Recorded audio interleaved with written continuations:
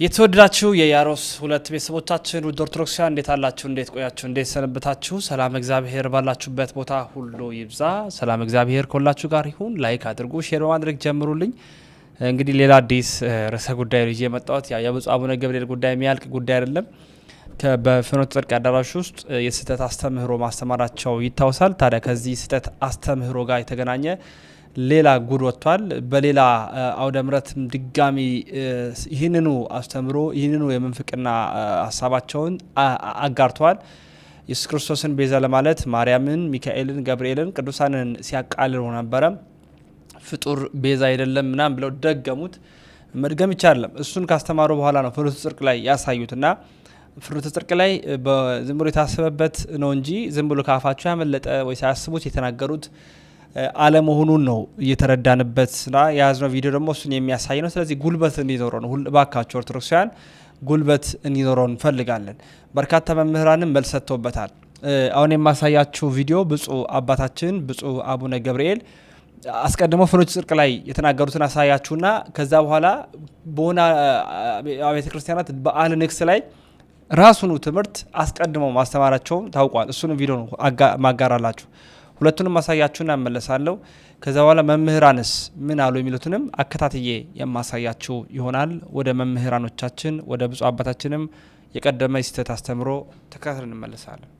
በወልድ የሚያምን በእግዚአብሔር ልጅ የሚያምን የዘላለም ሕይወት አለው፣ የማያምን ግን አሁን ተፈርዶበታል ይላል። አሁን እኛ የምንደሰተው መዳኛችን አሁን ስለተፈጸመ ነው። አሁን እኔ ድኛለሁ ድነናል ማለት ነውር አይደለም። አዎ በጌታችን በአምላካችን በኢየሱስ ክርስቶስ በሞቱ ድነናል። ምክንያቱም ጌታችን አምላካችን ኢየሱስ ክርስቶስ የማያምኑ አሁን ከተፈረደባቸው ያመኑት ደግሞ አሁን ድነው በእግዚአብሔር እቅፍ ውስጥ ተሰውረዋል ማለት ነው። አለቃ ኪዳነ ወልድ ክፍሌ ይህን ወዳን ሲተረጉሙ ፈጽሞ ጨርሶ አካቶ ደምድሞ ለወሬ ነጋሪ፣ ለመቃብር ቆፋሪ፣ ለምስራች አድራሽ፣ ለእንባ አባሽ ሳይቀር ጨርሶ ፈጽሞ ብለው ይተረጉሙታል። ስለዚህ እኛ ፈጽመን በመዳናችን አብ የገዛ ልጁን አሳልፎ ስለሰጠን መሄጃችንም ስለምናውቀው ደስታችን ወደር የለውም በአምላካችን ላይ ያለን ሀባሃሎ ሐዋርያነ ሂጄን የሉ ኩልን ወፈፋደ ሰነተሎ ለዘፈጠረና እኛ ሐዋርያችንን እንከተላለን። እሱ ወደ ገባበት እንገባለን ይላል። እሱ ርዕሳችን ነው፣ እሱ ክብራችን ነው።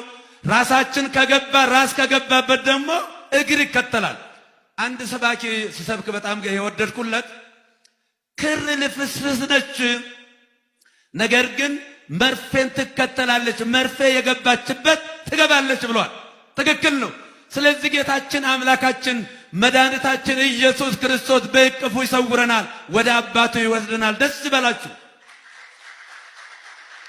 ምን ይላል ሐዋርያው ቅዱስ ጳውሎስ በሮሜ መልእክቱ ምዕራፍ 8 ቁጥር 6 ላይ ወዛኮ ካዕበ ነሣእክሙ መንፈሰ ቅኔ በዘብ ትፈርሁ አላ ነሣእክሙ መንፈሰ ቅዱስ ዘውበክሙ ትርሲተ ወልድ ወትጸርሑ ሎቱ ወትብልዎ አባ ወአቡየ ውእቱ መንፈስ ቅዱስ ሰማዕቱ ለመንፈስነ ከመ ውሉደ እግዚአብሔር ንሕነ ወይም ከመሰውሉደ እግዚአብሔር ንሕነ መዋርስሁ ኬነነ አባት ብላችሁ የምትጠሩበትን የልጅነትን መንፈስ ተቀበላችሁ እንጂ የባርነትን መንፈስ አይደለም።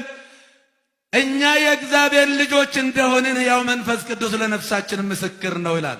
እንዴት የሚያሳርፍ ታላቅ ቃል ነው! አዎ መንፈስ ቅዱስ የመሰከረለት በነፍሱ ነፃ የወጣ ሰው ነው። እኛ የእግዚአብሔር ልጆች ነን።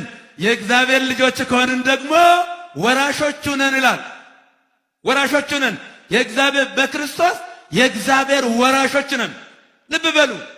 የልጅ እድል ሁለት ነው። ልክ በሮሜ 8:16 ላይ ነው ያለው ቃል እና ልጅ ወራሽ ነው፣ ሀብት ወራሽ ነው፣ ንብረት ወራሽ ነው፣ ቤት ወራሽ ነው። በዚህ ላይ ደግሞ ምስጢር ተካፋይ ነው። እስኪ ከመንግስትና ከልጅ እኔ አሁን ጸግሽን ብጠይቀው ልጅ ኖረዋል ብዬ ገምታለሁ። ከልጅና ከዚህ ማን ይበልጣል ብዬ ብጠይቀው እርግጠኛ ነኝ በገንዘብ ከተቋቋመው ይልቅ የእግዚአብሔር ደም ዋጋ የተከፈለበትን ልጁን እንደሚመርጥ እርግጠኛ ነን። በጣም ጥሩ። ስለዚህ እግዚአብሔር ልጁን ከሰጠን መንግስቱን ይከለክለናል? ይከለክለናል ወይ? አይከለክልም። ለምን? ልጁን ሰጥቷል። የገዛ ልጁን ለኛ አሳልፎ ሰጥቶናል። ስለዚህ እኛ እድለኞች ነን። ልብ በሉ። እኛ ከግላ ኦሪት የተላቀቅን፣ ከአሮጌ ተረት ተረት የተላቀቅን፣ ቅዱሳን አባቶቻችንን የምንወዳቸው የምናከብራቸው፣ እግዚአብሔር ባከበራቸው ልክ የምናከብራቸው የቅዱሳን አክሊልና ሕይወት ኢየሱስ ክርስቶስን ያለ ገደብ፣ ያለ ቦታ፣ ያለ ሁኔታ፣ ያለ ልክ፣ ያለ መጠን የምንመሰክርለት እድለኞችንና ይህን እድለኛ ነን ያገኘነው ማንም አላገኘም። ፍጡር ቤዛ መሆን አይችልም። ይግባችሁ። ቤዛ ማለት ስለሌላ ተላልፎ መሰጠት ማለት ነው። ነይ ነይ እምዬ ማርያም ቤዛ ነሽ አሉ ለዓለም። እመቤታችን ቤዛ አይደላችም። ቤዛ ልጇ ነው። አትደንግጡ። ቆይ እንትን ቴዎድሮስ መድኃኒት ቤት፣ አስቴር መድኃኒት ቤት ሲባል አይቆጡ። እስቲ ሂድና እዚያ ባለ መድኃኒት አቤት ኢየሱስ ብቻ ነው መድኃኒት ይሄን ዝጋ በለው እስቲ ሂድና። እሱማ ናትክን ይልሃል። እመቤታችን ስለማትልህ ትሳደባለህ ማለት ነው። እድኩ ይገርማል። ፓስተሩን ራሱን ተሻለ ብትሉት መድኃኒት ውጭ ተሽሎኛል ይላል።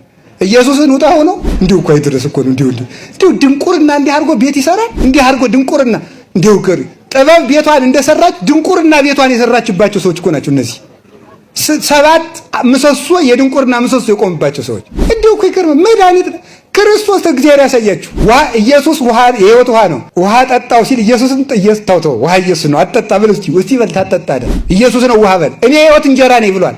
አይ በቃ እንጀራ አትብላ ኢየሱስ ነው እንጀራ በልና ሳትበላ ተኛ እስቲ ትሞታለህ ትበላለህ።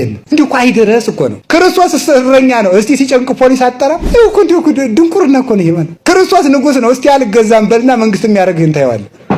ንጉሴ ክርስቶስ ብቻ ነው በልና የጸጋለ የባህር ያለ ክርስቶስ ብርሃን ነው። እስቲ ባትሪ ያልቦ ሆድና እንቅፋት ወግሮ ሲጥል እንዲሁ እኮ ነው። የድንቁርና አይደለም ድንቁርና እኮ ነው። ሁሉ ክርስቶስ በተጠራበት ስም እንኳን እናቱ ፀሐይ ተጠርታበታለች። እሱ ብርሃን ነው። ፀሐይ ባቅሞን ብርሃን ናት። ላቅሞ ባትሪ ባቅሞ ባትሪ ኮከብ ብርሃን ተብሏል። ተመልከቱ ማለት እኔም አባ ተባልኩ እግዚአብሔርም አባ።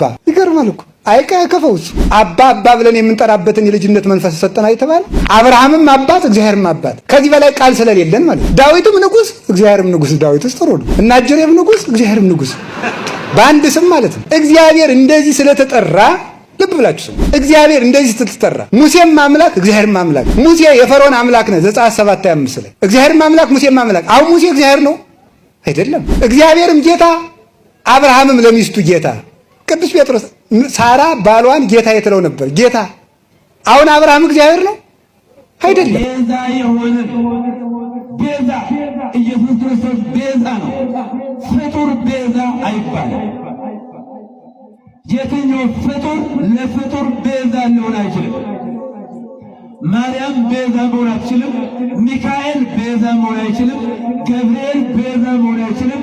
የሁላችንም ቤዛ ስለ ሁላችን ተላልፎ የተሰጠ የተሸጠ መድኃኒት የሆነን ወዶ የማይጠላ ታምኖ የማይከዳ በልቡ ጉሉት በአንደበቱ ሐሰት የሌለበት የኃጢአተኞችና የበደለኞች ወዳጅ ጎፍተን ከእጀ ኢየሱስ ክርስቶስ እድል ማዳላለሜ አባኬኝ ባየኑ ኢየሱስ ክርስቶስ የኃጢአትና የሞት መድኃኒት ነው። ከሰማይ በታች ከምድር በላይ ከሱ ውጪ የመዳኛ መንገድ የለም ብላችሁ ስትዘምሩ ብዙ ችግር ሊያጋጥማችሁ ይችላል።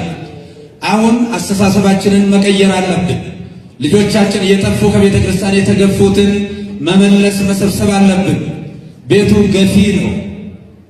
ብፁዕ አባታችን ተደጋጋሚ የሆኑ አላስፈላጊ ቃላቶችን በመጠቀምና አላስፈላጊ የሆኑ ትምህርቶችን ትክክል ያልሆኑ ትምህርቶችን በመስጠት እያየናቸው እንገኛለን። የሚወጡ ቪዲዮዎች ሁሉ ስህተት ያለባቸው ነገሮች እየሆኑ ነውና እኔ እንደው እንደ ሐሳብ ቆም ብሎ ነገሮችን ከልህ ወጥተው ከአጉል ፖለቲካ እንደው እንዲህ ስለሆኑ ነው እንደዛ ስለሆኑ ነው ከሚል በዙሪያው ያሉ የአጃቢዎችት ወይም ደግሞ የእርሶ ተከታዮች ከሚሰሩት ፖለቲካ ይልቅ ቆም ብሎ እንደ አባት ነገሮችን ማየት ጠቃሚ ነው ብዬ አስባለሁኝ። የመጀመሪያው ነገር ቤተክርስቲያን ገፊ እንደሆነች ቤቱ ገፊ ነው በሚል ቃል አጅበው ሲናገሩ ተመልክተናል። ሁለተኛ ጌታ ኢየሱስ ክርስቶስ ብቸኛ የኃጢአታችን ማስተሰሪያ እንደሆነ አዳኛችን እንደሆነ መናገር ወይም ደግሞ ከሱ ውጭ ሌላ አዳኝ እንደሌለ መናገር አደጋ እንዳለውና አስተሳሰባችን ራሱ መለወጥ እንዳለበት ይናገራሉ። የምርም እንደዚህ አይነት አመለካከት ያላቸው ግለሰቦች ካሉ ግለሰቦቹ ቢታረሙ ጥሩ ነው። ኢየሱስ ክርስቶስን እንዲህ ብሎ መናገር ስህተት አድርገው የሚያስቡ ካሉ እያሉ ያሉት ግን እንደ ቤተክርስቲያን ነው። ምክንያቱም ቤቱ ገፊ ነው እያሉ ስለሆነ ማለት ነው። እና በጣም ከትልቅ ይቅርታ ጋር ብፁዕ አባታችን ግለሰቡን ለማስደሰት የሄዱበት ርቀት እንደሆነ ይሰማኛል። አንደኛ በአውደ ምሕረት ሲሰብኩና በዛ አዳራሽ ሲሰብኩ ልዩነት አየው። ከዚህ በፊት በነበረ ቪዲዮ ላይ ዕፀ ሕይወት እንደምትባል ሁሉ ሰብከው ነበረ፣ ታቦት በቆመበት በቤተክርስቲያን አውደ ምሕረት። በአዳራሹ ስንሰማዎት ደግሞ ማርያም ቤዛ መባሏ ራሱ ጥያቄ ምልክት ውስጥ እንደሚገባቦት የሚያሳይ ነገር ተናግረዋል። መባል የለባትም በሚል ድምዳሜ ማለት ነው። በሰጡት መግለጫ ደግሞ በጣም አስቂኝ ነገር ነው ያየ ነው። አንደኛ እኔ እንደው ስለሌላ ነገር ለማውራት ጊዜም የለኝም፣ ስለ ጫማ ስለምናምን ለማውራት ጊዜ የለኝም፣ ቤዛ ስለሚባለው ትርጉም ማለት ነው። ስለ ትልቁ ስለ ኢየሱስ ክርስቶስ ቤዛነት ትንሣኤ መናገር ነበር የፈለግኩት አሉ። ታዲያ መዝሙሩን ለምን አነሱት? ስለ እመቤታችን የተዘመረውን መዝሙር አንስቶ ማርያም ቤዛ አትባልም የሚለውን ነገር ለምን አመጡት? ስለዚህ መግለጫ የ15 ደቂቃ መግለጫ የሚመስል ነገር ተናግረዋል። ፍሬ አላየሁበት። ኢየሱስ ቤዛ ነው ብሎ ለመስበክ ማርያም ቤዛ አይደለችም የሚልን ቃል መናገር አስፈላጊ አልነበረም። የጌታ ኢየሱስ ክርስቶስ ቤዛነት በማርያም ቤዛ አለመሆን የሚተካከል ነገር አይደለም። ሲጀመርም ትርጉሙ እንደዛ አይደለም። ለኢየሱስ በተሰጠው ትርጉም ነው ድንግል ማርያም ቤዛ የተባለችው የሚል ምንም አይነት ትርጉም ሰተን አናውቅም። ቤተክርስቲያን እንዲህ አይነት ነገር ስታስተምር አልሰማንም። እነዛ አስመስለው ለተናገሩት ነው ስህተት ነው የተባለው እና እሱን ከማረም ይልቅ ዝም ማስበያ በሚመስል መልኩ ለራሱ ለኢየሱስም ቤዛ ሆነች ብለው ተናግረው የጠበቅነውን ነገር ሳናገኝ አልፏል። ዓላማ ያለው ይመስላል የዛሬውን ፕሮግራም ወይም የዛሬውን የአባቶች ስብሰባ ጫን ያለ እንዳይሆን የሚመስል ነገር ለማድረግ ማለት ነው እና በጣም የሚያሳዝን ነገር ነው። እኔ ቆም ብሎ ማሰብ እንደ አባት ያስፈልጋል። እኛም እንደ ልጅ ሀሳባችንን ስናጋራ ሌላ የፖለቲካ መልክ ከመስጠት ጦርነት ለመቀስቀስ የሚመሳሰሉ ነገሮችን ከመናገር ቆጠብ ባለ መልኩ ቆም ብሎ ቤተክርስቲያንን ማሰብ ተገቢ ነው እላለሁ። ፍኖተ ጽድቅ ላይ ግን አሁንም በደንብ ማጣራት በደንብ ነገሮችን ማየት ያስፈልጋል። ብፁዓን አባቶቻችን ሀብት ረጋፊ ነው። የትኛውም ሚዲያችን በብዙ ቢሊዮን ቢደገፍ እንኳን ምዕመናንን ከስር ከስር የሚሰልብ ማህበር ከሆነ አላስፈላጊ ነው። ሚዲያ አሳድሶ ምዕመናንን የሚሰርቀን ከሆነ ትምህርታችንን የሚበርስ ከሆነ ሚዲያውን ሊወስደው ይችላል። ድጋፉ ቀርቶ ከነ ሊወስደው ይችላል። ትምህርታችን ግን አይነኬ መሆን ስላለበት ማህበሩ በጥንቃቄ ቢታይ እላለሁ። ስለ ፍኖተ ጽድቅ ነው ያወራሁት። ሰላም ክርስቶስ ይብዛላችሁ። የተወዳችሁ ቤተሰቦቻችን መረጃው ለመላው ዓለም የሚዳረስ እጅግ አጭር ግን ደግሞ በርካታ ሀሳቦችን የምናነሳበት ያሮስ 2 ነው። ሰብስክራይብ አድርጉ። 15 ደቂቃ ብቻ ነው የምንወስደው ትንታኔዎቻችንን ሰፋ አድርገን እንድናቀርብላችሁ። እናንተ ግን መረጃው ማዳረሳችሁ እንዳይዘነጋ ለማለት ወዳለሁ። ወንድማችሁ ልዑል መብራቱ ነኝ። ያሮስ 2ን ሰብስክራይብ አድርጉ። ተሰነባበትኩኝ። ሰናይ ቆይታ ይሁንላችሁ።